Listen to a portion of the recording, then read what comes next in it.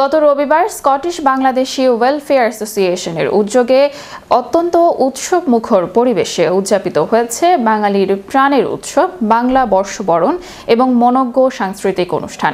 স্কটল্যান্ডে বসবাসরত বিপুল সংখ্যক প্রবাসী বাংলাদেশি এবং বিশিষ্টজনদের উপস্থিতিতে অনুষ্ঠানটি একটি মিলন মেলায় পরিণত হয়। অনুষ্ঠানের প্রথম পর্বে ছিল শিশু কিশোরদের প্রাণবন্ত নৃত্য ও গীতের সমন্বয়ে বিচিত্র অনুষ্ঠান। পরে ছিল স্থানীয় শিল্পীদের অংশগ্রহণে রবীন্দ্রসঙ্গীত, নজরুল সঙ্গীত এবং লালন গীতি সহ বাংলার ঐতিহ্যবাহী লোকগান। প্রবাসীর প্রজন্ম শিশু কিশোরদের মধ্যে বাঙালি সংস্কৃতি ছড়িয়ে দেওয়ার এই প্রয়াস সবার কাছে সমাদৃত হয়। শেষ পর্বে মঞ্চ মাতান বাংলাদেশের জনপ্রিয় কণ্ঠশিল্পী অবন্তী সিথি এবং অমিত দে। তাদের চমৎকার পরিবেশনা দর্শকদের মুগ্ধ করে। অনুষ্ঠানটি উপস্থাপনা করেন ডক্টর আমিনা জোয়ারদার এবং কাকন চৌধুরী। সংগঠনের নতুন সভাপতি এবং সাধারণ সম্পাদক নির্বাচিত হন জিয়াউদ্দিন খান সুমন এবং নাজিম আহমেদ। হরেক রকমের পিঠাপুলি সহ অনুষ্ঠানে ছিল দেশীয় খাবারের বাহারি সমাহার।